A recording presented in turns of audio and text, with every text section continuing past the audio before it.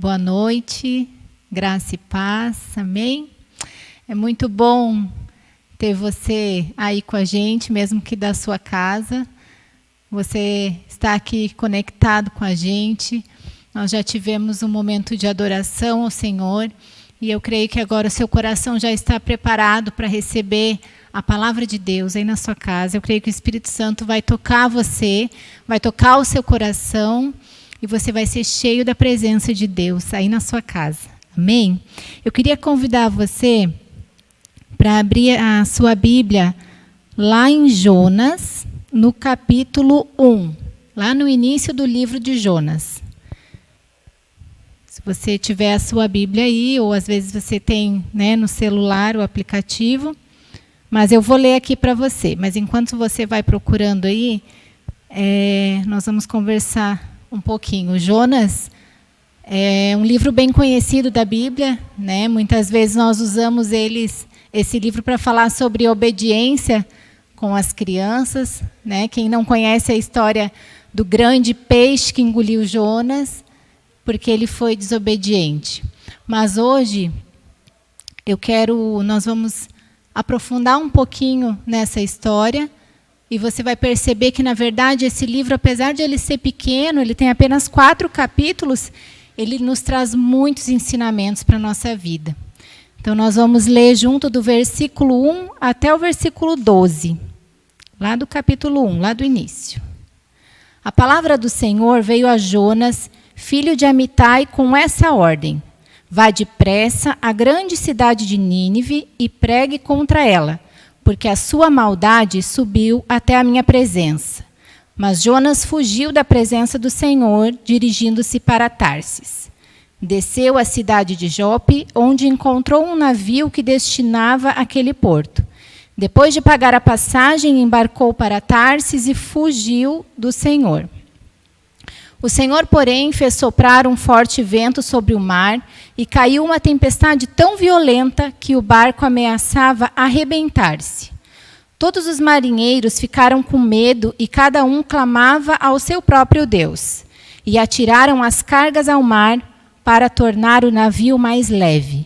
Enquanto isso, Jonas, que tinha descido ao porão e deitara, dormia profundamente. O capitão dirigiu-se a ele e perguntou: como pode ficar aí dormindo? Levante-se e clame ao seu Deus. Talvez ele tenha piedade de nós e não morramos. Então os marinheiros combinaram entre si: vamos lançar sortes para descobrir quem é o responsável por essa desgraça que se abateu sobre nós.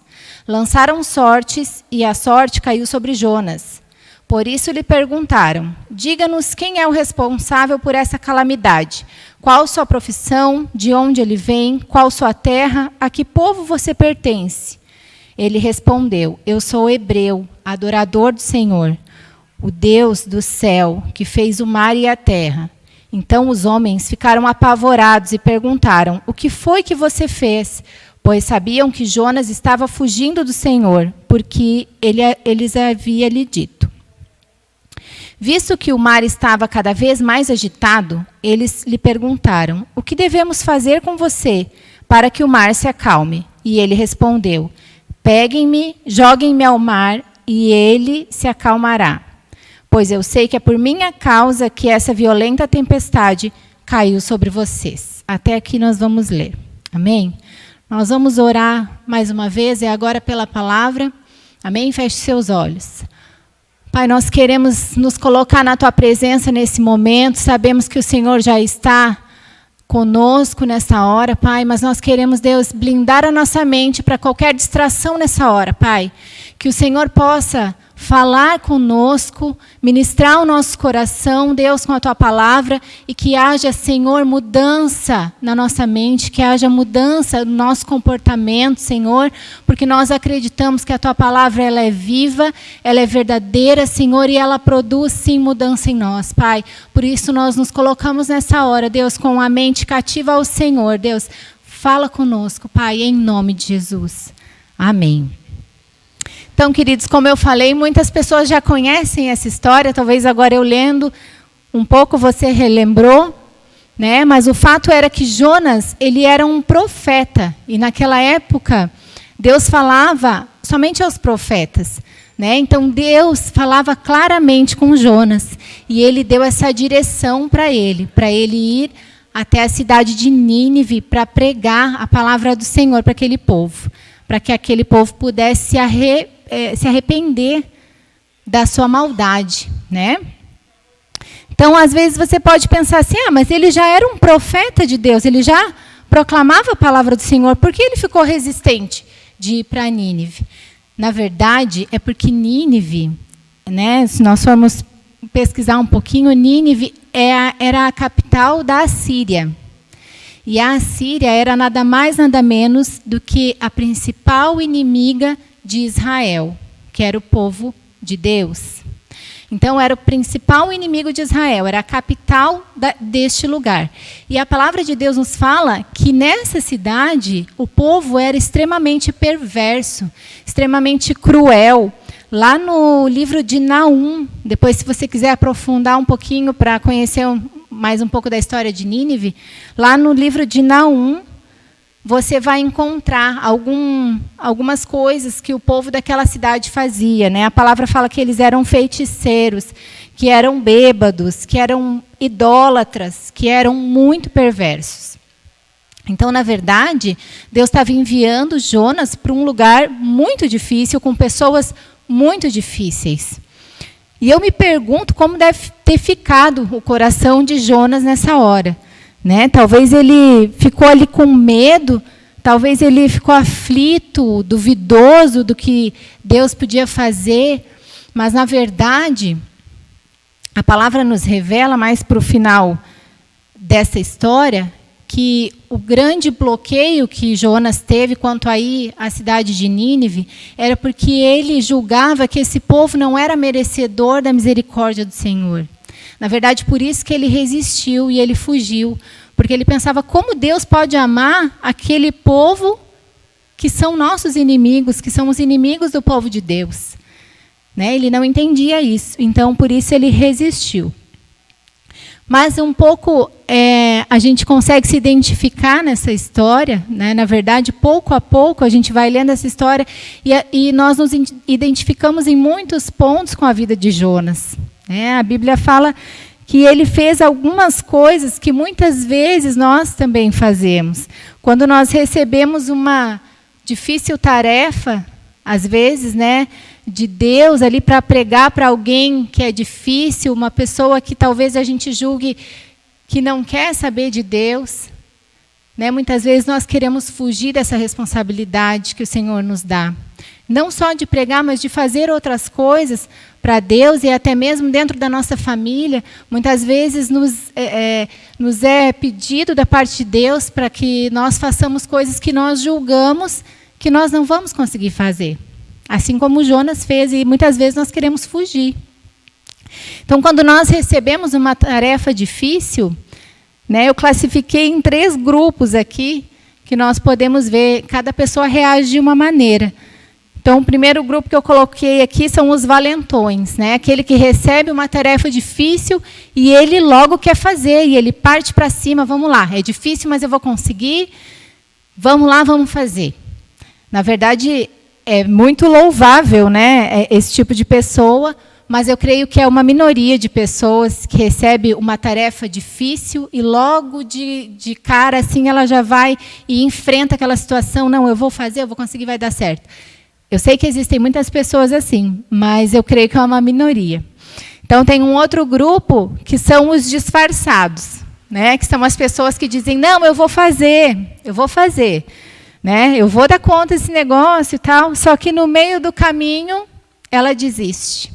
No meio do caminho, ela começa a olhar para o problema e falar assim, não, isso é muito grande. Só que lá, desde o começo, na verdade, ela já estava com a intenção de não ir até o final. Só que ela disfarçou, né, para não ficar tão feio. E tem o terceiro grupo de pessoas, que é o qual eu enquadrei o Jonas, né, que é o grupo dos fujões, que logo de cara já foge quando recebe uma difícil missão. A pessoa fala assim, não, isso é grande demais para mim, eu não vou conseguir fazer isso, eu não vou dar conta. E foi isso que Jonas fez. Ele fugiu, né? Ou melhor, ele tentou fugir. Porque a palavra de Deus fala que nós não podemos nos esconder do Senhor. Lá em Hebreus 4:13 fala que nada está oculto aos olhos de Deus. E foi o que aconteceu com Jonas. Os olhos do Senhor alcançaram ele, né, numa rota completamente diferente da rota que Deus tinha traçado para ele, do plano que Deus tinha feito para ele. Ele foi por outro caminho completamente diferente. Mas os olhos do Senhor alcançaram Jonas. Então, a primeira coisa que eu aprendo, irmãos, que nós aprendemos com essa história, é que não conseguimos fugir por muito tempo. Nós não conseguimos fugir por muito tempo. Às vezes a gente quer protelar as coisas, às vezes a gente quer jogar os problemas para amanhã, e aí nós vamos acumulando coisas que eram para nós fazermos hoje, a gente vai deixando para amanhã. Às vezes a gente quer fugir de situações que precisam ser resolvidas, mas o fato é que a gente não consegue fugir por muito tempo. Né? E eu creio que esse é o tempo aonde nós precisamos parar e pensar do que nós temos fugido, do que eu e você temos fugido, daquilo que Deus já mandou nós fazermos, aquilo que o Senhor já nos orientou como plano para a nossa vida, o que nós temos fugido, para onde nós temos ido, ao invés de cumprir aquilo que o Senhor já planejou. Não é mesmo? E às vezes, queridos, até mesmo problemas dentro da nossa própria casa, dentro da nossa própria família. Nós vamos jogando, muitas vezes, os problemas para debaixo do tapete, ao invés de querer resolver. E aí nós vamos fugindo, só que chega um dia que não dá mais para fugir. Chega um dia em que tem que resolver. Não é mesmo? Porque nada fica oculto aos olhos do Senhor. Nada nós conseguimos esconder por muito tempo. Então, nós precisamos entender que esse é o tempo de parar de fugir. Nós precisamos encarar as coisas e os fatos. Amém? Então, Jonas, ele entra naquele navio, naquele barco, e ele achou que estava protegido ali dentro. Só que a Bíblia fala que começa uma tempestade. Um vento forte começa a soprar, e aquele mar começa a se agitar, e aí toda aquela tripulação, todos aqueles homens que estão ali começam a tentar fazer coisas para tentar amenizar aquela situação, começam a jogar a carga ao mar para deixar o navio mais leve. E a palavra fala que o Jonas, então ele desce lá para o porão do navio e ele vai dormir profundamente ainda, a palavra fala. Que além de dormir, ainda não era nem cochilo, ele dormiu profundamente, ele pegou no sono. E aqui nós aprendemos a segunda lição dessa história, que tem gente dormindo no meio da tempestade. Tem gente que está dormindo lá na sua casa, as coisas estão acontecendo, às vezes a vida está de perna para o ar, o casamento está se desfazendo, a família está se desfazendo, os filhos estão indo por um caminho, talvez que não tenha mais volta, mas a pessoa está lá dormindo. E não é dormir no sentido de descansar no Senhor. Não é nesse sentido, né? Porque nós sabemos que vamos passar por lutas e precisamos descansar no Senhor. Mas eu vejo aqui que não é nesse sentido que Jonas estava lá dormindo. Ele foi dormir no meio da tempestade. Então, queridos, nós precisamos acordar para a vida. Nós precisamos acordar. E olha que interessante o que aquele capitão do navio chega e fala para Jonas. Ele fala assim: que tens, dorminhoco? O que você está fazendo aí, dorminhoco? Levanta-te e clama ao teu Deus. Amém? Então, Jonas tinha um Deus para clamar. E eu creio que muitas vezes as coisas estão acontecendo na nossa vida, os problemas estão nos cercando e nós estamos dormindo. Nós não nos damos por conta que nós temos um Deus para clamar. Você tem um Deus onde você pode se segurar, se socorrer. E eu creio que é isso que o Senhor quer fazer nessa noite. Ele quer te despertar. Eu declaro que nessa noite você vai ser despertado. Talvez você esteja dormindo. Talvez você não esteja clamando a Deus. Mas eu creio que nessa noite o Senhor vai te despertar, em nome de Jesus. E você vai reconhecer que você tem um Deus grande, um Deus que tudo pode e que pode te tirar do meio da tempestade. Então, queridos, quando as outras pessoas ali do barco, então, né, a Bíblia fala que eles tiram a sorte para ver o porquê que aquilo estava acontecendo, e eles não conseguiam entender o porquê que aquilo estava acontecendo, e a sorte cai sobre Jonas, claro que não por acaso, né? Mas a sorte caiu sobre Jonas. E então eles perguntam a Jonas quem ele era, da onde ele vinha, quem era essa pessoa, né? Porque eles não conheciam Jonas. Então, olha o que Jonas responde. Lá no versículo 9 fala assim: e ele responde: eu sou hebreu, adorador do Senhor, o Deus dos céus, que fez o mar e fez a terra. Então, quando nós olhamos para essa resposta, nós entendemos que ele realmente acordou. Não, ele acordou naquele momento ali, porque ele reconheceu quem ele era, e ele reconheceu quem Deus é. Ele falou: eu sou adorador de Deus. O Deus que fez os céus e a terra, que fez o mar, que fez todas as coisas. Então, aqueles homens, eles ficaram apavorados, porque eles acreditavam em outros deuses. Mas eles conheciam o Senhor de ouvir falar, e eles conheciam o poder do Senhor. Então, aqueles homens se apavoraram. E Jonas também, naquele momento, ele caiu em si, e ele falou: puxa vida, o que eu estou fazendo? Eu não tenho para onde fugir. O que eu estou fazendo aqui nesse barco? Pode me jogar no mar, porque essa tempestade vai acalmar. Sou eu que estou causando tudo isso. Né? Onde que eu estava com a cabeça? Eu creio que ele pensou ali naquela hora. E aí, a gente entende a atitude desesperada que ele teve. Né? Quando ele cai em si. Ele ficou tão desesperado que ele falou: não, me joga no mar.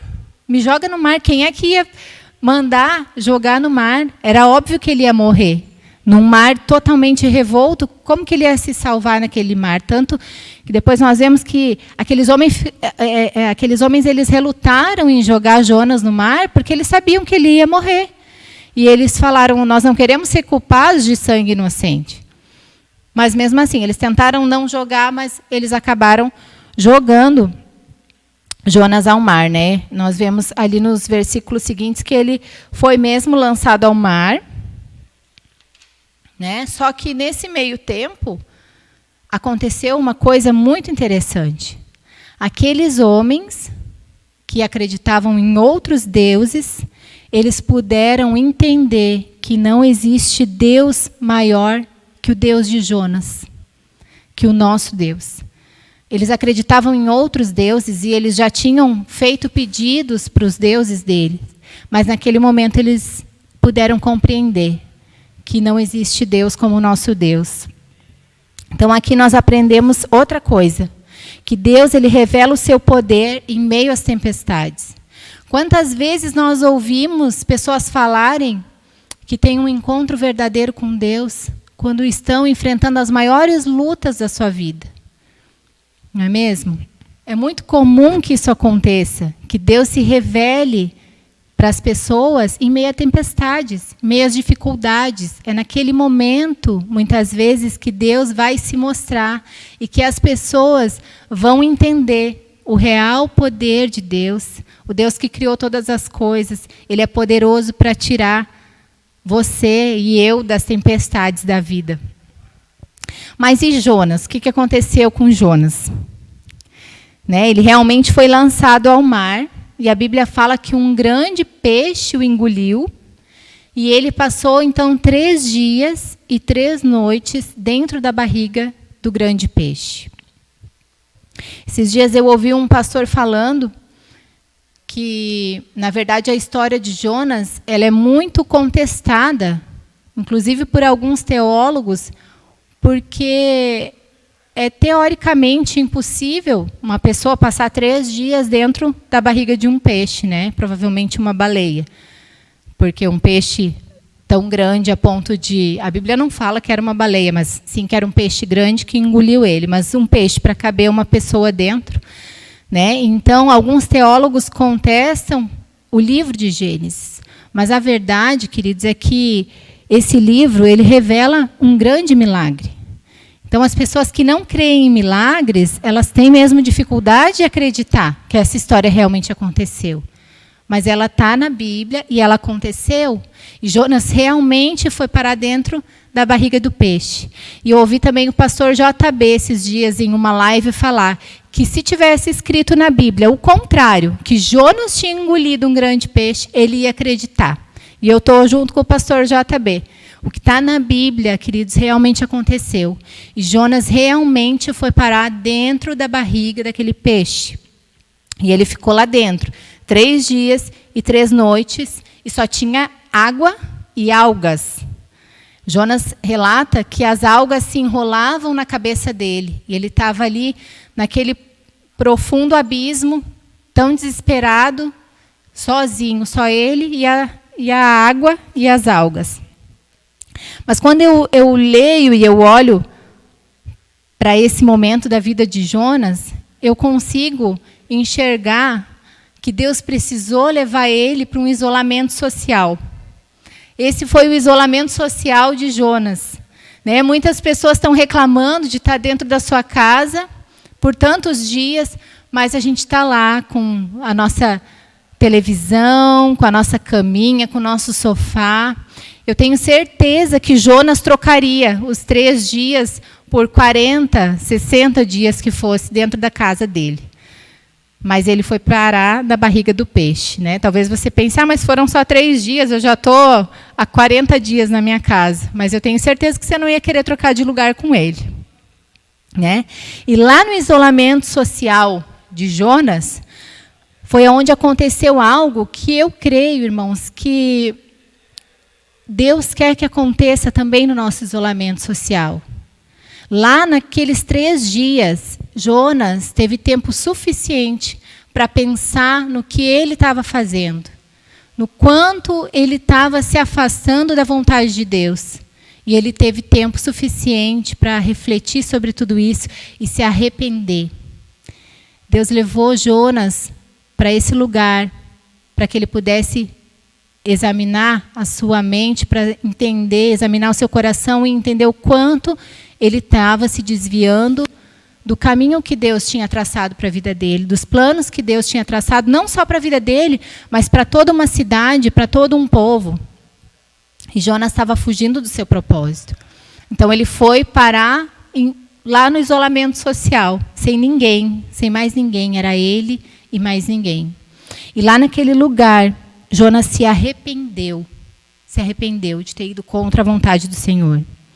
E eu creio, queridos, que é nesse tempo que Deus está colocando as pessoas dentro das suas casas, junto com as suas famílias, que nós possamos olhar para dentro de nós, que nós possamos nos avaliar assim como Jonas fez.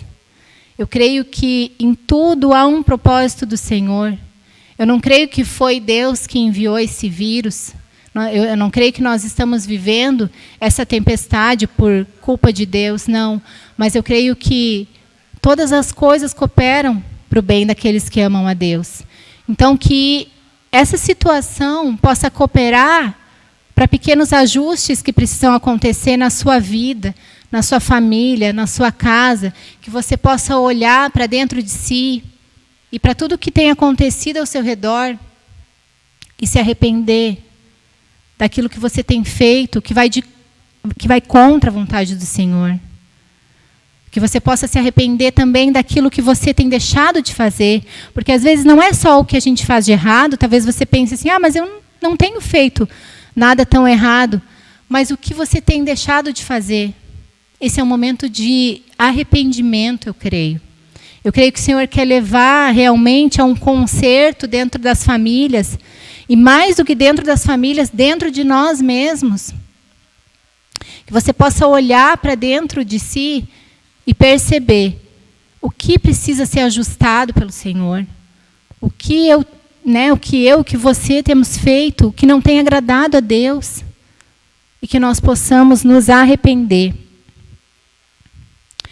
E principalmente, queridos, o arrependimento por não ouvir o Senhor.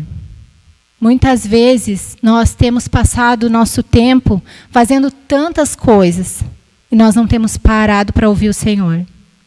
Muitas vezes nós temos gasto o nosso tempo trabalhando demais, estudando demais, às vezes tempo demais nas redes sociais, no seu telefone, no seu tablet, não sei. Mas quanto tempo você tem gasto? Quanto tempo você tem investido no seu relacionamento com Deus? Quanto tempo você tem investido no relacionamento com seu esposo, com a sua esposa? Quanto tempo você tem investido no relacionamento com seus filhos? Eu creio que esse é o tempo de nós olharmos para dentro da nossa casa, de olharmos para dentro da nossa família. Nós temos muitas vezes feito tantas coisas fora de casa. Nós temos ajudado, às vezes, mais pessoas de fora do que dentro da nossa casa. É bênção ajudar os outros, mas nós precisamos olhar para dentro de casa. O nosso primeiro ministério é a nossa família. Amém? Então, que você possa, nesse tempo, nesse momento, olhar para dentro de si, olhar para dentro da sua família, olhar para a sua casa, se voltar para a sua família mesmo. E principalmente também se voltar para o Senhor. Queridos, a moeda mais valiosa do mundo é o tempo. Muitas pessoas já falam sobre isso. E o nosso tempo, ele anda realmente muito escasso. E a Bíblia fala também que nos últimos dias o nosso tempo seria mesmo abreviado. E às vezes o dia passa que a gente nem vê, a semana passa que a gente nem vê, quando vê já virou um mês. E assim tem sido a nossa vida, uma correria. Muitas pessoas têm falado a mesma coisa. Nossa, esse mês passou que eu nem percebi. Mas agora esse vírus veio e colocou todo mundo dentro de casa e muitas vezes as pessoas não sabem o que fazer com tanto tempo ocioso.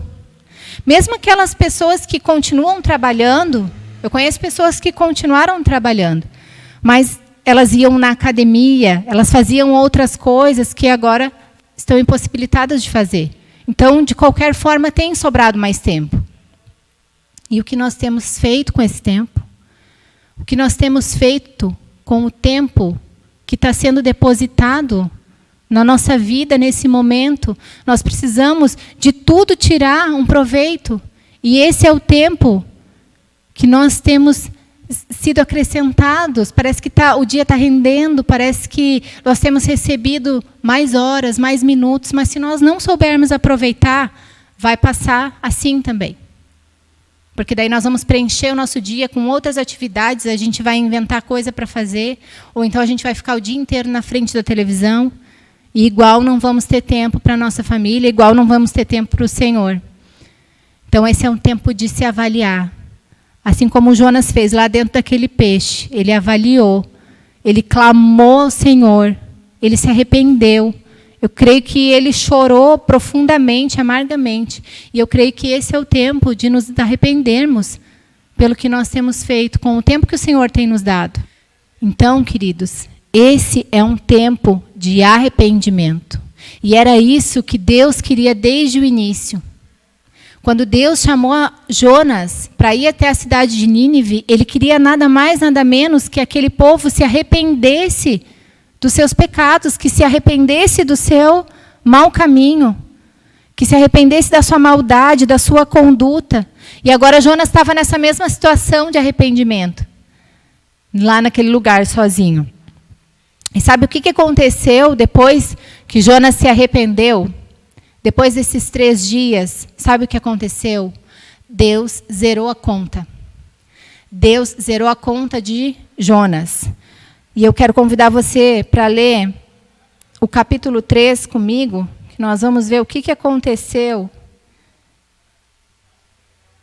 depois desses dias lá dentro da barriga do peixe e depois que Jonas se arrependeu. O Senhor deu uma segunda chance para Jonas de recomeçar a história dele. Olha o que diz a palavra, lá no capítulo 3, versículo 1. A palavra do Senhor veio a Jonas pela segunda vez com essa ordem: vá à grande cidade de Nínive e pregue contra ela a mensagem que eu lhe darei. Jonas obedeceu à palavra do Senhor e foi para Nínive. Era uma cidade muito grande, sendo necessário 3 dias para percorrê-la.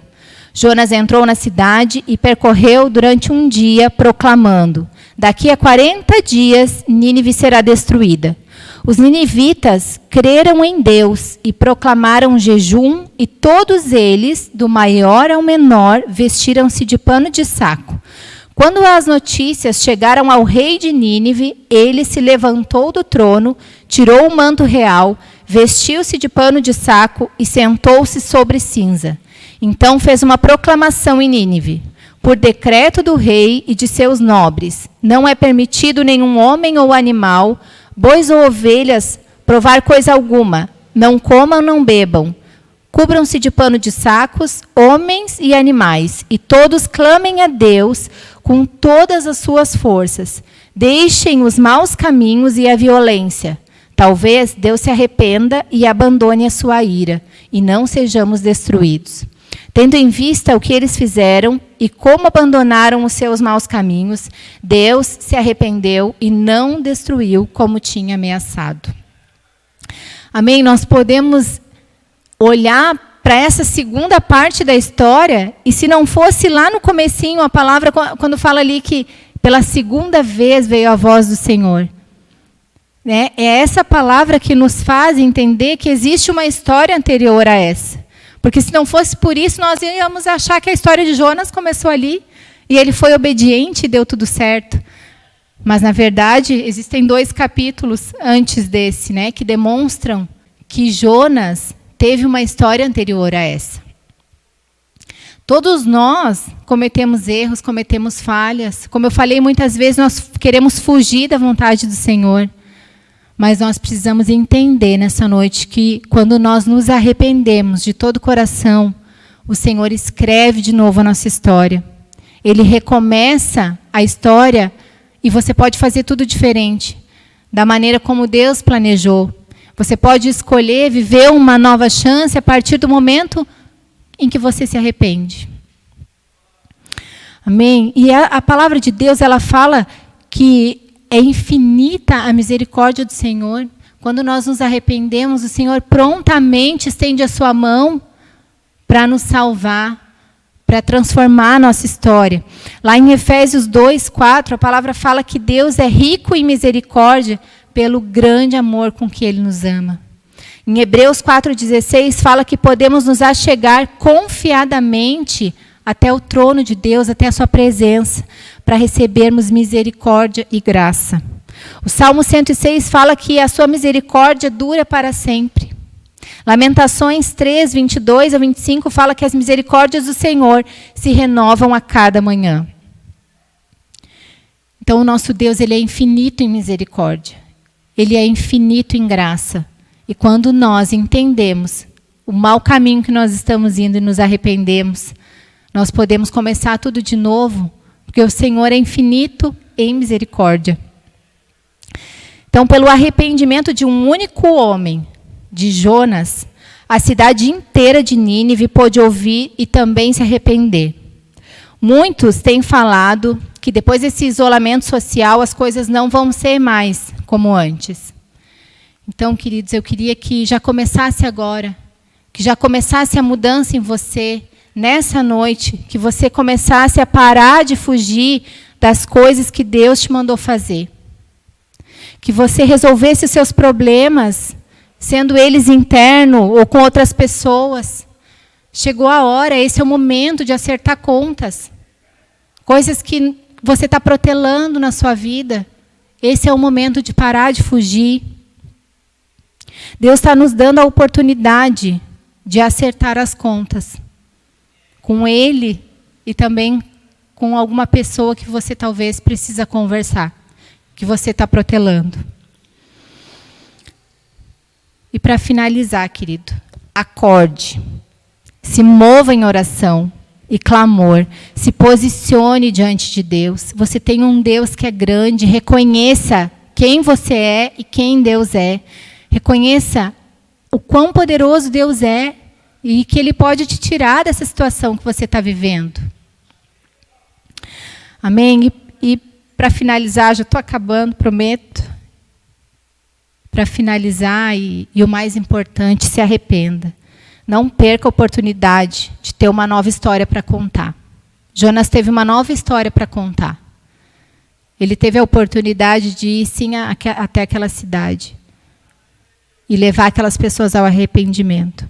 Então, que você possa ter essa oportunidade também, de fazer tudo novo de novo. Que você possa, querido, não ter a sua vida cheia de problemas, né? Como o Jonas falou lá, as algas estavam se enrolando na cabeça dele, que os problemas não fiquem te enrolando, te atormentando, que você não fique a vida inteira enrolada em problemas que você pode resolver. Resolva.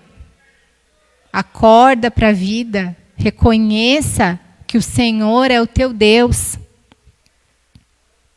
Então, eu queria que nessa hora você colocasse a sua mão aí sobre o seu coração, que você fechasse seus olhos, que você se colocasse na presença do Senhor e que você se perguntasse para que você foi chamado. Qual é a direção de Deus para a sua vida? Qual é o propósito da sua vida? Muitas pessoas passam a vida inteira sem saber qual é o propósito. Muitas pessoas passam a vida inteira vivendo em tempestade, sai de tempestade e entra em outra tempestade pior ainda. Você precisa resolver os seus problemas. Você precisa se arrepender do seu mau caminho.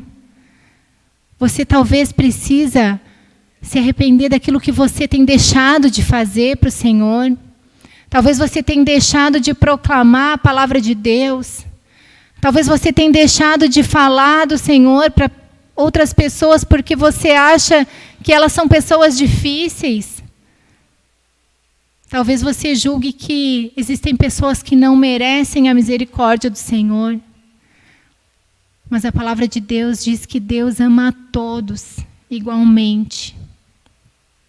E que as misericórdias dele são sem fim. Eu queria te convidar nessa hora, querido, para que você pudesse realmente abrir o seu coração para o Senhor. Que você possa, durante toda essa semana, se arrepender, ter o seu momento com Deus. Todos os dias você possa orar e se colocar na presença de Deus em arrependimento, buscando essa misericórdia do Senhor, que você possa se achegar até o trono de Deus, em busca de misericórdia e graça. Senhor, eu te peço nessa hora, Deus, que o Senhor toque cada vida, Senhor, nessa noite, Pai, que cada vida que está me ouvindo, Senhor, nessa hora, seja tocada pelo Teu Espírito Santo, Pai. Eu creio, ó Deus, que essa palavra vai falar com muitos nessa noite. Eu creio que muitas pessoas precisam se achegar ao Senhor. Muitas pessoas têm gastado o seu tempo, Deus, com tantas coisas que não são prioridade para o Senhor.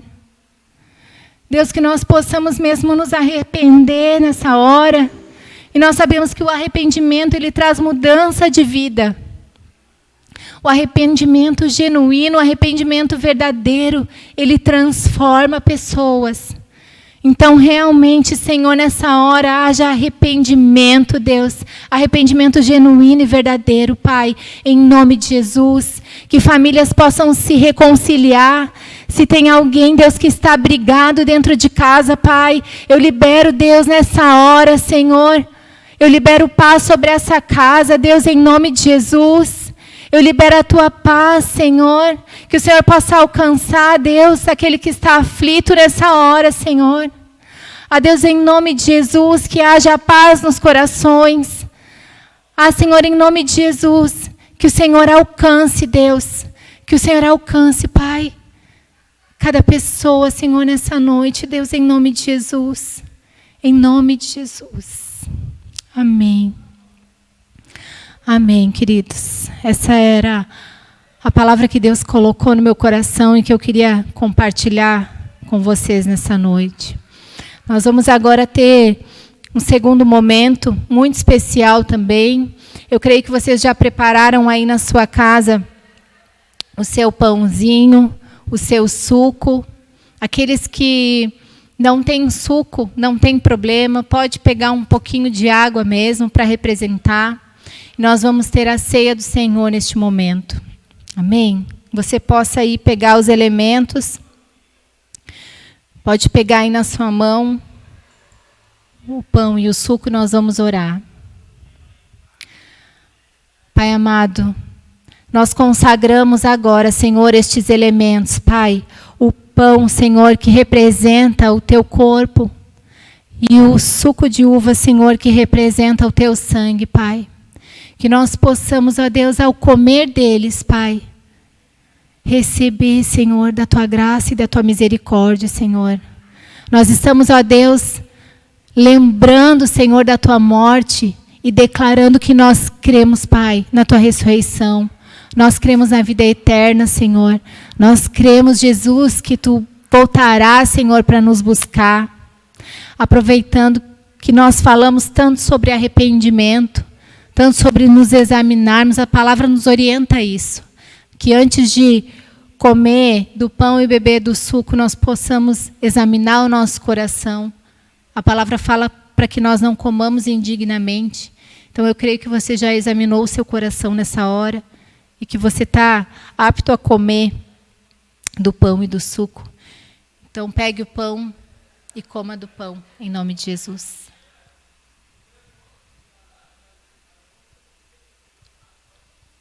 Beba do cálice.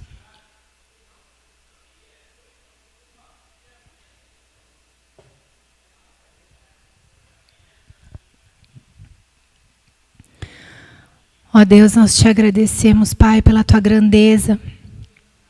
Nós te agradecemos, Jesus, pelo teu sacrifício. Sacrifício vivo, que levou todos nós à salvação, Senhor. Aqueles que creem no Senhor são salvos. A tua palavra diz que se nós crermos, Pai, nós seremos salvos. Pai, nessa noite, Deus, que o Senhor possa restaurar os nossos corações, que o Senhor possa restaurar relacionamentos, Pai. E principalmente o nosso relacionamento com o Senhor. Deus, a ceia do Senhor, ela é tão importante. Ela é tão significativa, Senhor, porque ela simboliza, Deus. Ela simboliza, Senhor, a tua volta. Simboliza a tua igreja, dizendo que nós cremos que o Senhor vai voltar para nos buscar. Amém, queridos? E era isso. Nós vamos encerrar esse nosso culto. Eu creio que o Senhor falou ao seu coração. Eu creio que durante toda essa semana o Senhor vai continuar falando. E eu queria então agora orar e abençoar a sua vida. Que você possa, aí da sua casa, receber essa oração e ter uma semana abençoada. Amém? Pai, em nome de Jesus, eu quero te pedir, Senhor, que o Senhor abençoe, Deus, cada casa, Senhor, que o Senhor abençoe cada família, Deus, que está nos ouvindo nessa hora, Pai. Em nome de Jesus, que a tua presença, Senhor, seja viva, que ela permaneça, Deus, em cada lar durante toda essa semana, Pai. Senhor, que vidas possam ser alcançadas, Deus, através da tua pregação, Senhor, da tua palavra, Deus. Abençoa, Senhor, cada um dos meus irmãos, Pai, em nome de Jesus. E que o amor de Deus, a graça do Senhor, nosso Senhor Jesus Cristo e a consolação do Espírito Santo estejam com todos nós, em nome de Jesus. Amém.